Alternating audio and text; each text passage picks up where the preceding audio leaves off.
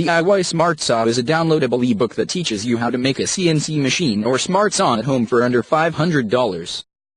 The guide includes step-by-step instructions and pictures telling you how to make your own saw, including the materials you need to pick up from the store and how to put those materials together. The guide is targeted towards beginner woodworkers. Even if you've never put something together by hand once in your life, you should still be able to figure out how to put together the DIY Smart Saw.